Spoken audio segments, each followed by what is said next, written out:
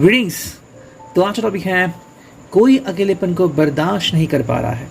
ठीक है, ये हमारा टॉपिक। वेल देखो, अकेलेपन हर एक के लिए होता है, ऐसा ज़रूरी नहीं है। कई सारे लोग हमें दिखते हैं जो बहुत सुलझे हुए होते हैं, उनको अकेलापन चाहिए होता है। लेकिन आम लोगों के लिए हम कह सकते हैं कि भाई अकेलापन को खाने को उठता है। ठीक है, सो यस, किसी को अकेलापन बर्दाश्त नहीं हो रहा है। क्या है इसके पीछे की वजह, क्यों ऐसे हो रहा है, what are the reasons and causes, सभी देखते हैं इस रीडिंग में। दो ऑब्जेक्ट्स लेंगे, टैरो एंड ओरेकल। सबसे पहले देखते हैं टैरो से हमें क्या रीडिंग मिलती है। चलो करते हैं कार्ड्स की शफलिंग। Here we go. ठीक है, चलो ठीक है, चलो ये 2-4 कार्ड आ गए और 1-2 कार्ड चुनते हैं। ठीक है, जितने भी कार्ड्स आ गए हैं, let's connect with the reading. ठीक है, सारे स्ट्रेट ही कार्ड्स हैं, तो चलो देखते हैं यहाँ पे हमें क्या रीडिंग मिलती है। ओके, देखो पहला जो कार्ड है यहाँ पे वो है 3 ऑफ पेंटिकल्स। आई थिंक ये पर्सन कहीं उलझा हुआ है, यू नो, दोस्तों के बीच खामोशियों को झेल रहा है। टॉरस, वर्गो, कैप्रिकॉर्न। ये person I think come back करने की कोशिश कर रहा है, लेकिन कम बैक हो नहीं पा रहा है। ठीक है, बार बार लगातार हार्डवर्क करना, लेकिन हार्डवर्क का फेलियर हो रहा है। मतलब कहीं पे भी मन नहीं लग रहा है। काम तो करना चाहते हैं, काम पे मन नहीं लग रहा है। बार बार गलतियां हो रही है और छोटी छोटी गलतियां हो रही हैं। अब फिर उसको कोई क्या कहेगा। बड़ी गलतियां ठीक है भाई, जानबूझ के तो नहीं कहते, लेकिन छोटी गलतियां हो रही है तो इसको हम क्या कहेंगे। कहीं ना कहीं मे भी आपके ख्वाबों में या सपनों में खो गए हैं। कहीं ना कहीं आपको महसूस कर रहे हैं, मायूस भी शायद बन चुके हैं। जनरल रीडिंग है, तो जितना जिसको रेजोनेट हो आप उतना ले सकते हो। ठीक है, तो देखो इसमें कार्ड ऐसे आता है कि कहीं ना कहीं ये पर्सन आपको मिस तो ज़रूर कर रहा है, लेकिन बात ऐसी हो रही है कि कौन सी ऐसी बात है जो इनको खाई जा रही है। आपसे दूर होना या फिर आपसे बातचीत ना हो पाना। ठीक है, पहले में भी जब आप बातचीत होती थी या फिर आपके टेक्स्ट मैसेज व्हाट्सएप पढ़ते थे तो सुकून मिलता था। अब अगर ये सब बंद है या फिर उस तरीके से नहीं हो रहे तो डेफिनेटली इनको हर्ट तो हो रहा है और काफ़ी ज़्यादा प्रॉब्लम ये पर्सन आ चुका है। अब कहीं से भी इनको सुकून नहीं मिलता, ना ही किसी से बातचीत होती है, तो खुद को ब्लेम करने के सिवा और कोई रास्ता इनके पास नहीं है। सेकंड जो कार्ड है यहाँ पे वो है एस ऑफ वॉन्ड्स, एरीज, लियो, सैज।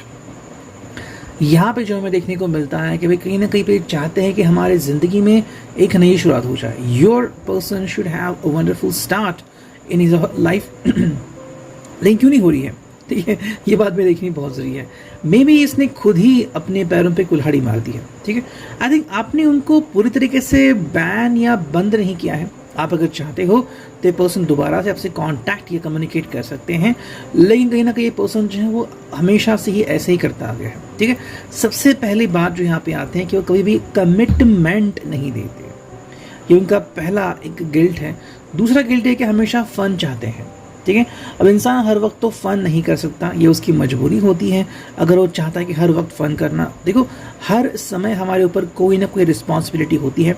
मैं ये नहीं कह रहा कि सब लोग रिस्पॉन्सिबिलिटी निभाते हैं, लेकिन जिनको उसकी कदर है वो ज़रूर निभाते हैं। तो ये पर्सन कहाँ पे आता है आप खुद सोच सकते हैं। नेक्स्ट कार्ड है वो है 6 of swords, Gemini, Libra, Aquarius. चाहते हैं कि भाई कहीं दूर चले जाएं, सबसे दूर, तन्हा हो जाएं, अकेले हो जाएं, कोई इनको ढूंढ ना पाए। अकेलेपन में कुछ पल जिंदगी बिताना चाहते हैं। ठीक है, मेरे हिसाब से इनको किसी भी तरह की आवाज़ महसूस नहीं हो रही, आवाज़ सहन नहीं हो रही है। यू नो, तकलीफ हो रही है इनका आवाज़ से। ऐसा लग रहा है कि सब लोग इनको चिढ़ा रहे हैं। चिड़िया की आवाज़ भी इनको अच्छी नहीं लग रही। तो ऐसे कहीं पे जाए जहाँ पे शांति, और फिर कोई म्यूज़िक ज़ोर से सुने, like rock metal music somewhere, कि भाई कोई इनको डिस्टर्ब ही ना करे इसके बीच। ओके, आई थिंक ये एक मुझे किसी की याद दिलाता है कि एक राजा थे जिन्होंने देवों की हेल्प की थी, तो उनको वरदान दिया था कि आपकी नींद पूरी नहीं हुई, इसलिए जब तक आप चाहते हैं तब तक आपको कोई डिस्टर्ब नहीं करेगा, और अगर कोई डिस्टर्ब करता है आपकी नींद बीच में, तो जैसे आप उनकी तरफ देखोगे वो जल के भस्म हो जाएगा।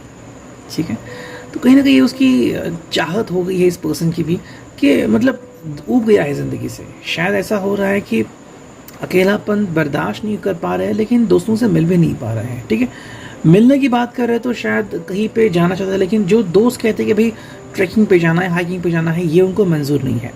और कोई पर्सन इनके हिसाब से चलने को रेडी नहीं है। पहले से तो या तो ये उनसे बातचीत नहीं कर पा रहे, या फिर बहुत ही विम्सिकल बन चुके हैं, इसलिए शायद ये बहुत ही ज़्यादा अकेले पड़ चुके हैं। ऐसे कार्ड है वो 10 ऑफ पेंटिकल्स। ठीक है, ये उनकी ख्वाहिश है, या फिर ये बस वो दिखा रहे दुनिया को कि वो कैसे हैं। ठीक है। अगर इनकी ज़िंदगी में शादी हो भी गई है तो भी एक आई थिंक खुश नहीं है कहीं ना कहीं पे, मतलब कुछ चीज़ इनको अंदर से खाई जा रही है। शायद इनका पास्ट हो सकता है या फिर इनका फ्यूचर इनको स्वस्थ नहीं बैठने दे रहा है। ठीक है, सब कुछ सही, हम कहते हैं ना कि सब कुछ सही कितना सही है, लेकिन ये बस एक दिखावा होता है, सब कुछ सही कहीं नहीं होता। हर बार अगर हम देखें तो कोई ना कोई मैनिपुलेशन वहाँ पे मिलती ही है, और ऐसी मैनिपुलेशन हर एक को पसंद नहीं होती। पद के लिए इंसान कुछ भी कर सकता है, ये तो हमें पता है, लेकिन ऐसे में अगर सब लोग पद के लिए ही सब कुछ कर रहे हैं, या फिर सब जगह अगर आपको लगने लगे कि ये पर्सन का दिल नहीं लग रहा है, तो फिर क्या मिलेगा इस चीज़ से, ये भी आपको ध्यान में लेना होगा। सेकेंड जो कार्ड है यहाँ पे वो है दी एम्पर एरीज। वेल, हट करना ये अभी भी भूले नहीं है। ठीक है, तो ये लगातार हट करते जा रहे हैं, और हट करने से इनको कुछ भी नहीं मिल रहा है। शायद आप भी इनकी अभी हेल्प नहीं कर सकते, बिकॉज अगर आप इनकी हेल्प करना भी चाहते हैं तो इस पर्सन ने सही तरीके से आपको जवाब देना चाहिए। ये पर्सन आपको सही तरीके से जवाब नहीं दे रहा है, यहाँ पे कहीं ना कहीं कोई दिक्कत ज़रूर आ रही है। मेरे हिसाब से ये पर्सन जो है वो आई थिंक थोड़ा सा लड़ना चाहता है, एंड मोस्ट इम्पॉर्टेंटली एग्रेसिव है, आपके ऊपर सारा दोष डालना चाहते हैं कि आपकी ही वजह से ये सारी चीज़ें इसकी ज़िंदगी में हो रही है। नेक्स्ट कार्ड है यहाँ पे वो है 10 of wands. Wow, 10 of pentacle आ गया था, उसके बाद 10 ऑफ वॉन्ड्स आ गया। आई थिंक जिम्मेदारी उनका बोझ धोते धोते बहुत ही डिफ़िकल्टी महसूस कर रहे हैं। शायद उनको अपनी जो ज़िंदगी है जहाँ पे वो रिस्पॉन्सिबिलिटी निभा रहे हैं, अपने पेरेंट्स की हो, भाई बहन की हो, या फिर शादीशुदा ज़िंदगी हो, उसमें खुश नहीं है। लगातार इनको लग रहा है कि ये प्रेशर में आ रहे हैं, मे बी इनको खुद का अपना मी टाइम नहीं मिल रहा है। पता नहीं कौन सा प्रेशर इनकी ज़िंदगी में, अकेले पड़ चुके हैं अपने मन में। एंड अगर कहे तो भी अगर अकेले हैं, सब लोग अगर इनको छोड़ के गए हैं बिकॉज ऑफ उनकी खुद की गलतियाँ, तो कोई क्या कर सकता है। नेक्स्ट कार्ड है 9 ऑफ वॉन्ड्स। अकेले रहने के सिवा और कोई भी चारा इनके पास नहीं है। ठीक है, एंड जो फाइनल कार्ड है वो है किंग ऑफ सोर्ड्स। ठीक है, कम्युनिकेशन करने की जो एक तजवीज़ है वो गलत कर रहे हैं, मतलब उनका जो एंगल है बात करने का, या फिर हमेशा कोई ना कोई एक डिबेट ढूंढ निकालना, या फिर ऐसे कुछ चीज़ें करना कि सामने वाले का रुख इनकी तरफ शत्रु जैसा हो जाए, तो कहीं ना कहीं खुद भी रिस्पॉन्सिबल है कि आज ये क्यों अकेले हैं। अकेलेपन से निपटारा करने के लिए कोई भी सही चीज़ वो ढंग से नहीं कर रहे हैं। 9 ऑफ वॉन्ड्स में यही कह रहे हैं कि ये मेरी ज़िंदगी मुझे अपने तरीके से जीना है, हालांकि जो वो जी रहे हैं उसमें कतई वो खुश नहीं है। ठीक है, ये हो गया त्यारो, और अब देखते हैं स्ट्रॉबेरी ओरेकल से हमें क्या रीडिंग मिलती है। चलो हम बस चुनते हैं 4 कार्ड। ठीक है, चलो देखते हैं कौन से कार्ड आ गए। 1 2 3 4। ठीक है, चलो 4 कार्ड आ चुके हैं, देखते हैं रीडिंग क्या आ गई यहाँ पे। पहला जो कार्ड है वो है need a break. I think इस पर्सन को पहली बात तो ब्रेक की ज़रूरत है, लेकिन अगर ये ब्रेक नहीं ले रहा है, वही घिसी पिटी कहानी लेके बैठा है कि क्या उसकी ज़िंदगी में हुआ था, अब उसे क्या करने की ज़रूरत है, फिर भी कैसे नहीं हो रहा है। देखो, सब लोग यहाँ पे इसको सुनने के लिए नहीं बैठे हैं। कुछ लोग सुनेंगे, कुछ लोग बिल्कुल नहीं सुनेंगे, और कुछ लोग तो इसके बारे में जानेंगे भी नहीं। ठीक है, तो ऐसे में इसको ब्रेक की ज़रूरत है कि थोड़ा समय ले, अपना ग्रूमिंग सेशन करे, कहीं ना कहीं सलून में जाए, एंड थोड़ी सी हेल्थ बनाए, हेल्दी चीज़ें खाएं, और वहाँ से सही इंसान बन के आगे निकले। नेक्स्ट कार्ड है यहाँ पे वो है फॉलो योर ओन रूल्स। ये अपने रूल्स जो है कहीं ना कहीं इसको तोड़ने की ज़रूरत है, और कहीं मरोड़ने की ज़रूरत है। ठीक है, फॉलो योर रूल्स का मतलब कभी ये नहीं होता कि जस्ट पूरा तरह से रिजिड बन जाए, मतलब मैं जो कहूँगा वही सच होगा, ये कभी नहीं होता।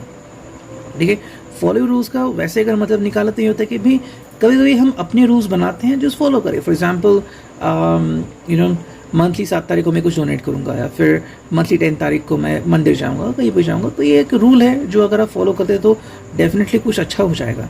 लेकिन हमेशा मैं जो कहूँगा वही सच होगा, ये प्रायोरिटी नहीं है, ये ईगोइस्टिक नेचर है। ये ईगोइस्टिक नेचर सबको लेके डूबेगा। तो जो कार्ड है यहाँ पे वो है